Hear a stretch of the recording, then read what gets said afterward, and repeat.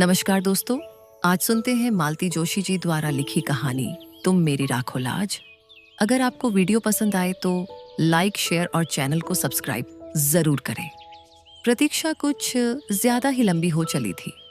बरामदे में बैठे सब लोग ऊँघने से लगे थे। तभी कॉरिडोर से आती भारी पदचाप सुनाई दी और सबके सब एकदम सतर्क हो गए। यह अस्पताल की चिर परिचित सिस्टर लोगों की सौम्य किंतु सधी हुई पदचाप नहीं थी, बल्कि पुलिस के जूतों की भारी भरकम आवाज थी। पुलिस का वह सिपाही हमारे सामने से गुजरता हुआ बाहर निकल गया। कुछ ही पल बाद वह लौटा तो अकेला नहीं था, इंस्पेक्टर शुक्ला भी उसके साथ थे। होश में आ गई है शायद, एक सम्मिलित स्वर उभरा। संभवतः। मैं उठ खड़ी हुई, पर मुझे इशारे से वहीं रोक दिया गया। मन मारकर मैं बैठ गई। अब सबकी चौकन्नी नजर मुझ पर थी। उसकी माँ, उसका भाई, उसकी बहन, सब मुझे घूर रहे थे। उनकी नजरों में एक अभियोग साफ साफ झलक रहा था। उन घूरती हुई आंखों से बचने के लिए मैं बाहर लॉन में आकर बैठ गई। उस छोटे से लॉन में कई लोग बैठे हुए थे, सब अपनी अपनी मुसीबत के मारे, सब अपनी अपनी चिंताओं में डूबे हुए। मेरी ओर देखने की किसी को फुर्सत नहीं थी। कोई नहीं जानता था कि यहां जो औरत बैठी हुई है वह कल तक एक शहीद की मां थी। पर आज आज मैं क्या हूं, यह तो संध्या का बयान ही तय करेगा। उसके परिजनों की आंखों में अगर अविश्वास, संशय या तिरस्कार है तो वह अस्वाभाविक नहीं है। संध्या को आत्महत्या के लिए प्रेरित करने के लिए अगर वे मुझे उत्तरदायी मान रहे थे तो इसमें आश्चर्य नहीं था। सास बहू का रिश्ता विवादास्पद ही होता है। फिर एक युवा, सुंदर विधवा बहू के साथ तो लोग सामान्य रिश्ते की कल्पना भी नहीं कर सकते। खासकर बहू के नाम पर बैंक में एक मोटी रकम जमा हो तो यह संदेह और भी गहरा जाता है। ऐसी बहू के प्रत्याहरण का मोह शायद बहुतेरी सासों को होता होगा, पर मुझे विश्वास था कि संध्या मुझ पर यह तोहमत नहीं लगाएगी। इतना बड़ा झूठ वह बोल नहीं सकती। लेकिन अगर वह सच बोल गई तो तब उस शर्म को मैं कैसे झेल पाऊंगी। उस सच से तो कोई भी झूठ बेहतर है। मैं तो परमात्मा से प्रतीक्षण यही मना रही हूं कि भले ही वह मुझे कटघरे में खड़ा कर दे, पर सच ना बोले। कल सुबह से मैं यहां अस्पताल में बैठी हूं। खबर पाते ही बंबई से उसकी मां और भाई तथा दिल्ली से उसकी बहन आ पहुंची हैं। मेरी बेटी सविता भी लखनऊ से चल पड़ी है। अड़ोसी पड़ोसी, नाते रिश्तेदार अस्पताल के चक्कर लगा रहे हैं। बारी बारी से आकर कुशलक्षेम पूछ रहे हैं, चाय नाश्ते की पेशकश कर रहे हैं। पर सविता के पापा शर्मसार होकर घर में ऐसे दुबक गए हैं कि एक बार झांकने भी नहीं आए। लोग समझ रहे हैं कि जवान बेटे की मृत्यु से वे इतना टूट गए हैं कि अब किसी नई त्रासदी का सामना करने की उनमें हिम्मत नहीं है। घर में बैठकर वे सबकी सहानुभूति और आदर बटोर रहे हैं और सारी जद्दोजहद से गुजरती मैं सबकी नफरत झेल रही हूं। संदेह भरी नजरों से छलनी हो रही हूं। इस हादसे के बाद मैंने प्राणपण से चाहा था कि संध्या अपने परिवार में वापस लौट जाए। मैंने बार बार यह संकेत दिया था कि हमें उसके रुपए पैसे से कोई मोह नहीं है। वह सब कुछ अपने साथ ले जा सकती है। उसके वहां रहने पर भी, इस घर पर, यहां की धन संपत्ति पर उसका हक बना रहेगा। अपना बुढ़ापा हम अकेले काट लेंगे। बस हमें इस जिम्मेदारी से मुक्त कीजिए। इस जिम्मेदारी के चलते तो मैं बेटे के लिए रोना भी भूल गई थी। जब उन लोगों की ओर से कोई पहल नहीं हुई तो मुझे ही निर्णय लेना पड़ा। सविता के साथ मैंने उसे पूरे साजो सामान के साथ बंबई भेज दिया। उसके बैंक खाते के स्थानांतरण की व्यवस्था भी कर दी। लेकिन 15 दिन भी नहीं बीते थे कि वह बेरंग चिट्ठी की तरह लौट आई। साथ में उसकी मां भी थी। समधिन ने हाथ जोड़कर कहा, बहन जी, आपका इतना बड़ा घर है, लड़की कहीं भी पड़ी रहेगी, आपकी सेवा करके जिंदगी गुजार देगी। ये घर तो उसी का है, वह जब चाहे यहां आ जा सकती है। मैंने तो, आपने कुछ अच्छा ही सोचा होगा, मैं जानती हूं। घर की बात बाहर उछालनी नहीं चाहिए, पर आप तो अपनी हैं, आपसे क्या छिपाना। इसके पिता की मृत्यु के बाद उस घर में बहू का राज हो गया। राज क्या है, पूरा रावण राज है। हम माँ बेटी ने कैसे दिन गुजारे हैं मैं जानती हूं, इसीलिए मैंने इसकी पढ़ाई भी पूरी नहीं होने दी। जल्दी शादी कर दी। सोचा था अपने घर में सुख से रहेगी, पर भाग्य में हो तब तो उसकी शादी के खर्च को लेकर बहू जब तब ताने देती है। अब अगर वह हमेशा के लिए आ गई तो वह हमारा जीना मुश्किल कर देगी। लेकिन वहां रहने की जरूरत ही क्या है? हम लोग एक अच्छा सा फ्लैट ले लेंगे, आप उसके साथ बनी रहिए, हमें भी फिक्र नहीं रहेगी।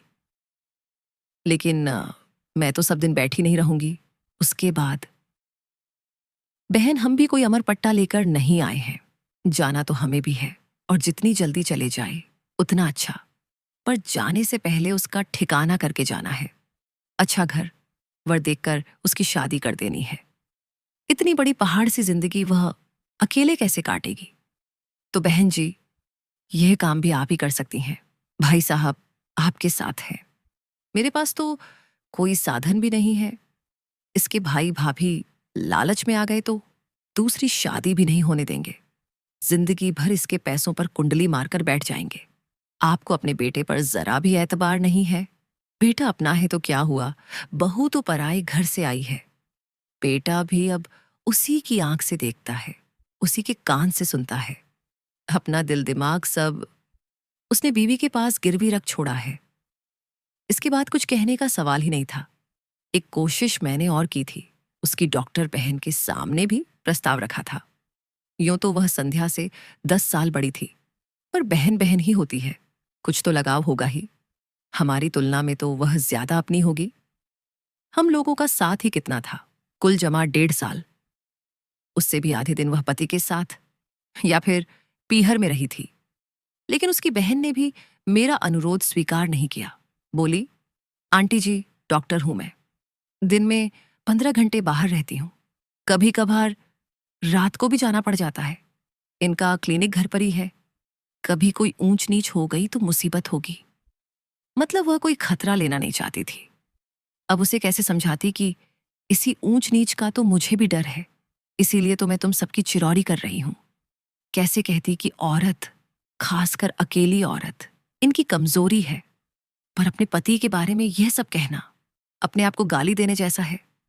इसीलिए तो सारी उम्र ओट सीकर इस दर्द को पीती रही हूं। जानती हूं कि जब पुरुष की नीयत खराब होती है तो जाती उम्र रिश्ते सारी चीजें गौण हो जाती हैं। इसके चलते मैंने कितनी नौकरानियों को भुगता है, मैं ही जानती हूं। रिश्ते की बहनों और नंदों की मैंने मजबूरन चौकीदारी की है। पड़ोसिनों से भी कभी दुआ सलाम के आगे संबंध नहीं बढ़ने दिए। पूरी जिंदगी बहुत चौकस रही हूं मैं, घर की इज्जत पर आंच नहीं आने दी। पर अब मुझसे यह सब नहीं हो सकेगा। टूटा हुआ मन और थका हुआ शरीर लेकर मैं पराई लड़की की जिम्मेदारी कैसे संभाल पाऊंगी? मेरा मन उसी दिन कांप गया था जब शोक से बेहाल संध्या को इन्होंने अंक में भर लिया था। दुहा की उस कातर घड़ी में सोचने समझने की शक्ति लुप्त हो गई थी। फिर भी वह दृश्य मेरे अवचेतन में उतर गया था। अपनी सूजी हुई आंखें लेकर सविता ने उसी क्षण मेरी ओर देखा था। पल भर को हमारी नजरें मिली थीं और उसने तुरंत आगे बढ़कर संध्या को गले लगा लिया था। बेचारी लड़की अपने पापा के चरित्र के इस पहलू को जानती है, इसलिए अतिरिक्त रूप से सजग रहती है।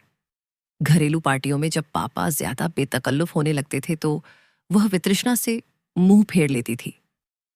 पापा अगर उसकी सहेलियों की छोटी खींचते, पीठ पर धौल जमाते या गाल में चिकोटी लेते तो उसका चेहरा तमतमा जाता। मुझसे अक्सर कहती, ममा, स्कूल में आप ही आया करो। पापा बिना बात के मेम की साड़ी की तारीफ कर देते हैं, बड़ा ऑकवर्ड लगता है। मैंने कितनी बार कहा है कि हम लोग अंग्रेज नहीं हैं। हमारे यहाँ किसी महिला के कपड़ों की तारीफ करना, हेयर स्टाइल या चूड़ी बिंदी पर कमेंट करना अच्छा नहीं समझा जाता। पर इन्होंने कभी मेरी बात नहीं मानी, उल्टे मुझ पर बिगड़ते। तुम्हारा तो दिमाग ही खराब है, हर बात का गलत मतलब निकाल लेती हो। तो संध्या का मेरे पास रहना तय हो गया। मुझे लगा जैसे मैंने अपने आंचल में अंगार भर लिए हैं। 15-20 दिन सविता को मैंने रोक लिया। वह साई की तरह संध्या के साथ बनी रही, पर वह भी कितने दिन रहती? उसका भी घर बार बच्चे थे, बूढ़े सास ससुर थे। उसे तो जाना ही था। अपनी मुसीबत हमें भुगतनी ही भुगतनी थी। अपना दुख पीकर मैं बहू के घाव सहलाने में जुट गई, पर इन्होंने मुझे मौका ही नहीं दिया। उसका पूरा भार इन्होंने अपने ऊपर ले लिया। इनकी सारी दिनचर्या उसी धुरी पर घूमने लगी। सुबह शाम पेपर पढ़ना, न्यूज़ सुनना, सीरियल्स देखना, सब साथ साथ होने लगा। दोपहर में कैरम या लूडो खेला जाता, उसे ब्रिज का गेम सिखाया जाता, उसके लिए लाइब्रेरी लगवाई गई, उसके लिए नई कैसेट्स और डी घर में आने लगी। फिर एक दिन इन्होंने घोषणा की कि वे संध्या को ड्राइविंग सिखाएंगे। मैंने कहा, देखिए, जो कुछ दिल बहलाव करना है घर में बैठकर कीजिए। बाहर 4 लोग देखेंगे तो 4 तरह की बात करेंगे। लोगों को किसी के सुख दुख से कोई मतलब नहीं होता, वे बस बातें करना जानते हैं। लड़की नाहक बदनाम हो जाएगी। वे एकदम भड़क गए। क्या दकियानुसी सासों की तरह बात करती हो? जिंदगी भर क्या उसे घर में कैद करके रखोगी? जिंदगी भर न सही, पर कायदे से 6 महीने तो घर में रहे। फिर अपनी ही बात काटकर मैंने कहा, हम लोग उसे कॉलेज में दाखिला क्यों नहीं दिलवा दें? वह अपनी छूटी हुई पढ़ाई पूरी कर लेगी। कल को अगर नौकरी करनी हो तो हाथ में ढंग की डिग्री तो होगी। नौकरी क्यों करेगी? क्या तुम्हारे घर में उसके लिए खाने को नहीं है? उफ़्फ़ो, नौकरी की बात तो मैंने यूं ही कह दी थी। मैं तो ये कह रही थी कि कॉलेज जाएगी, थोड़ा खुली हवा में सांस लेगी, हम उम्र लोगों के बीच रहेगी तो उसे भी अच्छा लगेगा। हम लाख कोशिश करें, उसकी उम्र के तो हो नहीं सकते ना। बल्कि मनीष की मृत्यु ने तो मुझे 10 साल और आगे लाकर पटक दिया है। लिहाजा यही तय हुआ। संध्या कॉलेज जाने लगी, उसे एमए इंग्लिश में दाखिला मिल गया। शाम को 5 से 6 तक एक कंप्यूटर क्लास ज्वाइन कर ली गई। दोनों जगह उसे लाने ले जाने का जिम्मा इन्होंने ले लिया। मैं कहती, उसे एक स्कूटी ले दो ना, इस उम्र में यह बेगार आप कब तक ढोएंगे? वे कहते, मुझे और काम भी क्या है, उतना ही समय कट जाता है। आने जाने से थोड़ी ड्राइविंग भी सिखा देता हूं। 2 व्हीलर तो मैं उसे आज ले दूं, पर कॉलेज इतनी दूर है, उसके घर लौटने तक हमारी जान सांसत में बनी रहेगी। आजकल के लड़के भी कम शरारती नहीं होते। मैं जाता हूं तो थोड़ा रोप रहता है, ज्यादा बदतमीजी नहीं करते। इन्होंने तो अपना वक्त बांध लिया था, पर मेरा समय कांटे नहीं कटता था। 3 प्राणियों के परिवार में मैं एकदम अकेली पड़ गई थी। गृहस्थी से मन उछट गया था, फिर भी उसे ढोना पड़ रहा था। भूख प्यास गायब हो गई थी, फिर भी दोनों वक्त रसोई में सिर देना पड़ता था। जिस दिन भी थोड़ी कोर कसर रह जाती, वे फौरन कहते, हम लोग तो बूढ़े प्राणी हैं, खिचड़ी खाकर भी जी लेंगे, पर इस लड़की का तो कुछ ख्याल करो। वह तो अपने मुंह से कुछ कहने से रही। 3-4 महीने बाद सविता फिर एक बार चली आई। लाख ससुराल में थी, पर उसका मन तो वहीं अटका हुआ था। जानती थी कि भाई की मृत्यु के बाद मम्मी पापा कितने अकेले पड़ गए हैं। आते ही बोली, मम्मा, तुम्हें क्या हो गया है? बीमार हो क्या? इन 4 महीनों में तो तुम आधी भी नहीं रह गई हो। मैंने सूखी हंसी हंसकर कहा, अब इस जन्म में तो मैं मुटाने से रही। तुम्हारा भाई मुझे जिंदगी भर का रोग दे गया है। 2 दिन में ही उसे सारी दिनचर्या समझ में आ गई। बोली, ये क्या बात है मम्मा, दिन भर तुम ही लगी रहती हो। इसमें नई बात क्या है? तुम्हारी शादी के बाद से तो मैं अकेले ही सब कर रही हूं, पर अब तो घर में संध्या है, उसे तुम्हारा हाथ बटाना चाहिए। पर उसके पास समय कहाँ है? क्यों? सुबह उसका कॉलेज होता है, ठीक है, पर शाम का खाना तो बना ही सकती है ना। सच कहूं सभी, अब उससे कुछ कहते भी संकोच होता है। लगता है वह इस घर में मेहमान है। कहने की जरूरत ही क्या है? उसे खुद सोचना चाहिए। शायद अब उसको भी इन चीजों में रस नहीं रह गया है। पहले जब आती थी, मुझे रसोई में घुसने नहीं देती थी। सुबह शाम नई नई चीजें बनाकर खिलाती थी। अब उसका भी मन हट गया है, और ठीक भी है। ये उसकी गृहस्थी तो नहीं है, वह तो बस समय काट रही है। और सच तो यह है कि हम सब अपना समय काट रहे हैं। और ये पापा क्या कर रहे हैं? एकदम उसके ड्राइवर ही बन गए हैं। शाम का तो चलो ठीक है, पर सुबह तो अपने से जा सकती है। न हो तो उसे एक स्कूटर ले दो। यह बात तुम उन्हीं से कहना। और सचमुच इस बार वह डरी नहीं, सवाल कर ही डाला। बोली, पापा, हमें तो याद नहीं आता कि आपने हमें कभी कॉलेज छोड़ा हो या लेने आए हो। अब तो जैसे आपने ड्यूटी ही लगा ली है। इन्होंने एक बार घूर कर मेरी ओर देखा और फिर कहा, बेटा, जब तुम पढ़ती थी तब न मेरे पास समय था, न गाड़ी थी। अब तो मेरे पास समय ही समय है। मैं तुम्हारी माँ की तरह 24 घंटे ठाकुर जी के सामने ध्यान लगाकर नहीं बैठ सकता। मुझे भगवान से नफरत हो गई है। सारे व्रत अनुष्ठानों पर से मेरा विश्वास उठ गया है। इसलिए मैं अपनी शांति कहीं और खोजता हूं। एक बात और सभी, तुम्हारी अपनी एक भरी पूरी दुनिया है और यह लड़की बिल्कुल अकेली है। मैं उसका अकेलापन बांटने की कोशिश करता हूं और उसका तो एक बहाना है। सच तो यह है कि मैं अपना ही अकेलापन बांटने की कोशिश कर रहा हूं। आखिरी बात कहते कहते इनका स्वर कातर हो आया था। हम दोनों शर्म से जैसे पानी पानी हो गई। अपने दुहक को सहलाते हुए हम ये भूल ही गई थीं कि मरने वाला इनका भी कोई था। वह इनकी भी आंखों का सपना था, बुढ़ापे की लाठी था, कलेजे का टुकड़ा था। हम लोग तो रो गाकर अपना दुख हल्का कर लेती हैं, पर ये तो पुरुष होने की विवशता को ढो रहे हैं। सारा हाहाकार मन में ही दबाए बैठे हैं। उस अश्रुसिक्त वेला में मैंने इनके सारे अपराध क्षमा कर दिए। नवंबर में नेहा की शादी निकल आई। इकलौती ननद की इकलौती बेटी की शादी थी। अपना सारा शोक समेटकर हमें भात की तैयारी में जुट जाना पड़ा। जब पहली बार खरीदारी के लिए निकली तो लगा जैसे युगों बाद घर की चारदीवारी से बाहर आई हूं। संध्या और उसके पापा तो इस बहाने से रोज ही बाहर जा रहे थे, पर मैं साल भर से घर में कैद होकर रह गई थी। मंदिर तक जाने का मन नहीं होता था। शादी से 8 दिन पहले कृष्णा भात मांगने आई थी तो साथ में पीले चावल भी लाई थी। निमंत्रण देते हुए बोली, भाभी, आप लोगों को पूरे 4 दिन तक वहीं आकर रहना है। 17 को लेडीज संगीत में आओगी तो 20 को बेटी की विदा के बाद ही लौटना। शादी में तो खैर आना ही है कृष्णा, पर संगीत वंगीत में मैं नहीं आ सकूंगी। क्यों? क्या करूं? कहीं जाने का मन ही नहीं होता। तुम विश्वास नहीं करोगी, पिछले साल 1.25 साल में हम लोगों ने एक भी शादी अटेंड नहीं की है। अब ये घर की शादी है, इसलिए तो कह रही हूं। तुम नहीं जाती हो तो भैया भी नहीं जा पाते हैं। ऐसा कब तक चलेगा? जीना है तो जिंदगी की कुछ शर्तें भी तो माननी होंगी। इसीलिए आग्रह कर रही हूं कि तुम आओगी और सारे कार्यक्रम अटेंड करोगी। सच कहूं कृष्णा, इस लड़की को घर छोड़कर कहीं जाने का मन नहीं होता, तो उसे भी लेती आओ ना। ऐसे भी तो सब जगह आती जाती रहती है। सुरेश, नरेश बताते रहते हैं कि अक्सर मामा के साथ गाड़ी में दिख जाती है। जरूर दिख जाती होगी। सुबह कॉलेज जाती है, शाम को कंप्यूटर क्लास जाती है। लाने ले जाने की ड्यूटी इनकी है। अब क्या करें? इतनी बड़ी जिंदगी उसके सामने है। कुछ तो करना ही पड़ेगा। हम लोग तो सब दिन बैठे नहीं रहेंगे। हाँ खैर, वो तो ठीक है, कृष्णा ने जैसे उकताकर कहा, पर तुम्हें संगीत में जरूर आना है, नहीं तो मैं भात नहीं लूंगी, कह देती हूं।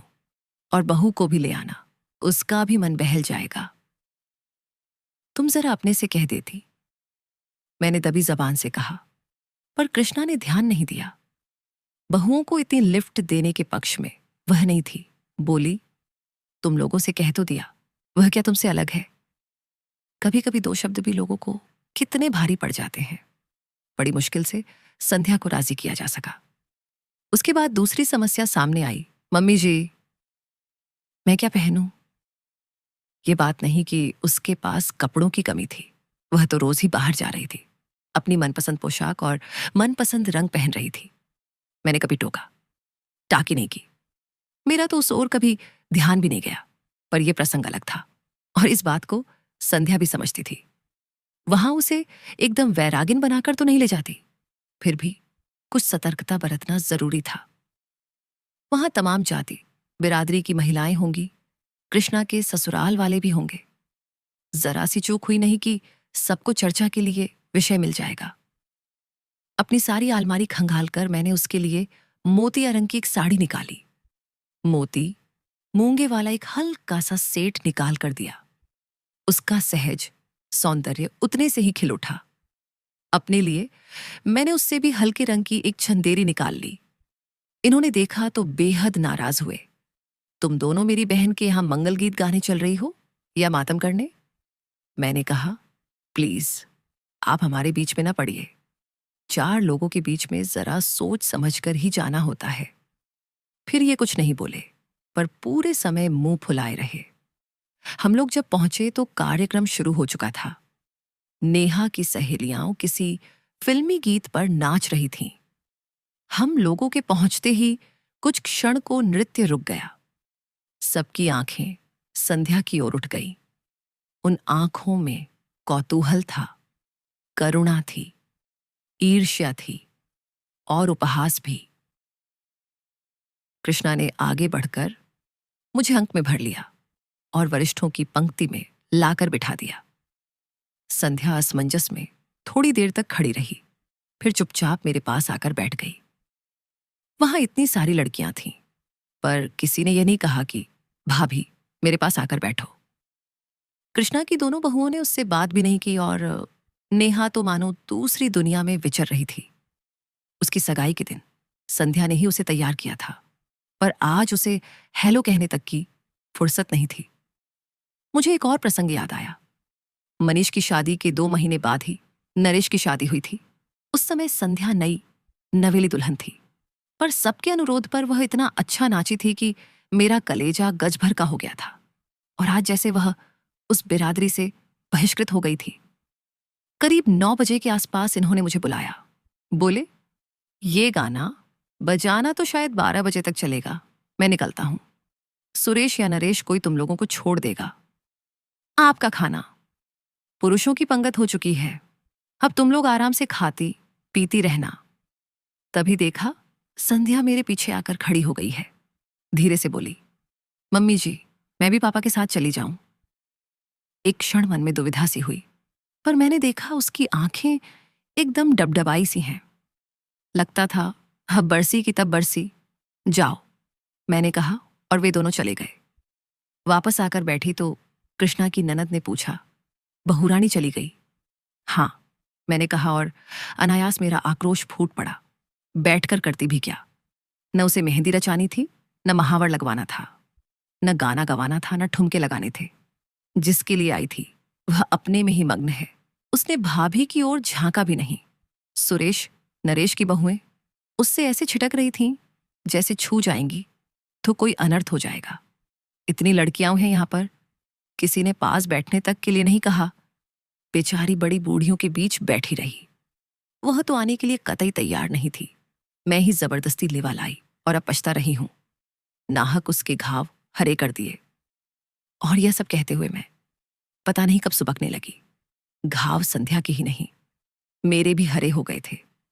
मनीष की मृत्यु का यह नया पहलू अपने भयावह रूप में मेरे सामने आया था और मैं दहल गई थी। उधर कृष्णा की जेठानी भुनभुना रही थी। शादी वाले घर में रोकर असगुन कर रही हैं। इन्हें किसने बुला लिया? मैंने बुलाया है, कृष्णा ने कड़क कर कहा। भाभी है मेरी। नहीं आ रही थी, फिर भी मैं जिद करके लाई हूं। क्या पता था। प्लीज कृष्णा, मैंने उसका हाथ पकड़ लिया। मैं पहले ही बहुत शर्मिंदा हूं, मुझे और शर्मिंदा मत करो।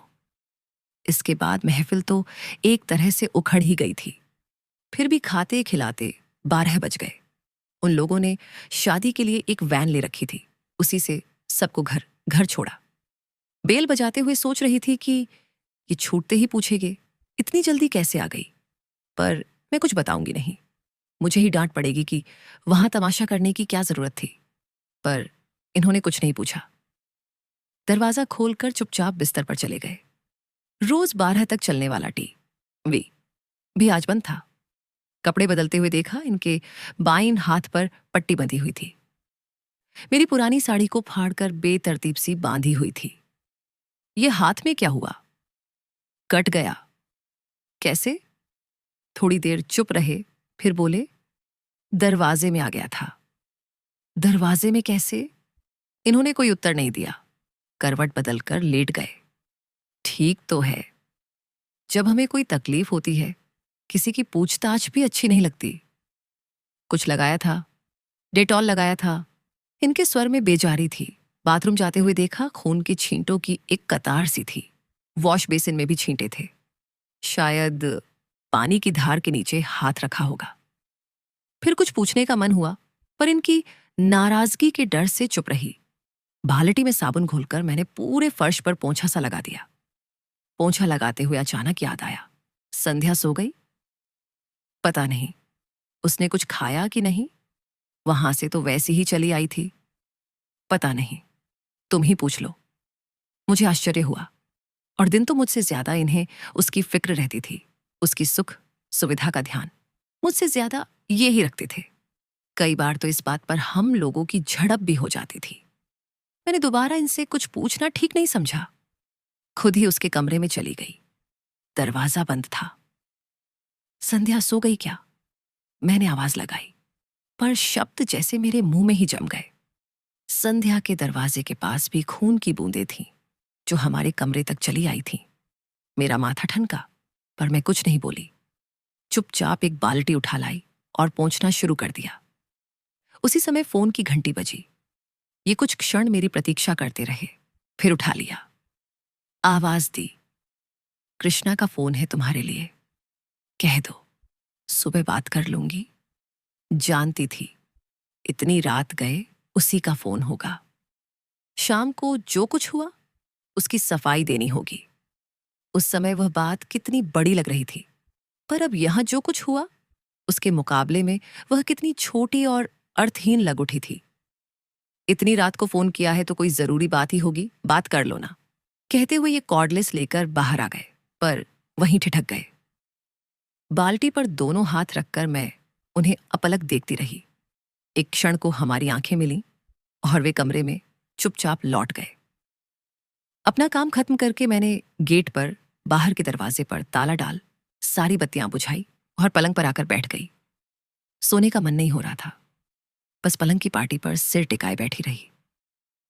बड़ी देर बाद वह अंधेरा मुखरित हुआ। शब्द मेरे कानों से टकराए, पर अर्थ कहीं खो गए। आप कुछ कह रहे थे? मैं ये कह रहा था कि मैं तो केवल उसे सांत्वना देने का प्रयास कर रहा था। वो बहुत अपसेट लग रही थी, इसलिए दिलासा देने की कोशिश कर रहा था। उसने पता नहीं क्या सोचा, एकदम गलत अर्थ ही निकाल लिया। आप ये सब मुझे क्यों बता रहे हैं? मैंने तो कुछ कहा नहीं, कुछ पूछा नहीं। अभी बाहर तुमने जिस तरह मेरी ओर देखा था, उसके बाद क्या कुछ कहना शेष रह जाता है? क्या तुम्हारी आंखों की भाषा मैं पढ़ नहीं सकता? शायद इन्हें भी किसी किस्म की दिलासा चाहिए थी, पर मेरा मन ही नहीं हुआ। चुपचाप पीठ फेर कर लेट गई। भीतर एक अंधड़ सा उठ रहा था। प्रश्नों के बवंडर उठ रहे थे। सांत्वना देने उसके दरवाजे तक जाने की क्या जरूरत थी? ऐसा आपने क्या कर दिया कि उसे आपके मुंह पर दरवाजा बंद करना पड़ा? ऐसी आक्रामक तो वह कभी नहीं थी, और आप कह रहे हैं कि उसने गलत सोच लिया। इस बचकाने विधान को मैं कैसे मान लूं? कोई भी औरत इस मामले में गलती कर ही नहीं सकती। छोटी बच्ची भी इस स्पर्श की भाषा को बखूबी समझती है, फिर चाहे वह स्पर्श नौकर का हो, दोस्त का हो, सहकर्मी का हो। औरत इसे परखने में कभी गलती नहीं करती। ईश्वर ने स्त्री को यह अद्भुत सहज ज्ञान प्रदान किया है। भीड़ की धकापेल में भी वह हर स्पर्श को अलग से परिभाषित कर सकती है। और ये कह रहे हैं कि उसने गलत सोच लिया होगा। ईश्वर करे ऐसा ही हो। उस रात मैं मना रही थी कि वह यहीं ठहर जाए। इस रात की सुबह कभी ना हो और मुझे संध्या का सामना न करना पड़े। पर अपना चाहा सब कहाँ होता है। घड़ी के कांटों के साथ रात धीरे धीरे सरकती रही। रोज की तरह सुबह की किरणों ने दरवाजे पर दस्तक दी। उन किरणों के साथ दूध वाला, कचरे वाला, काम वाली, नल सभी ने अपनी आमद दर्ज की। मजबूरन उठना ही पड़ा। संध्या का कमरा बंद था।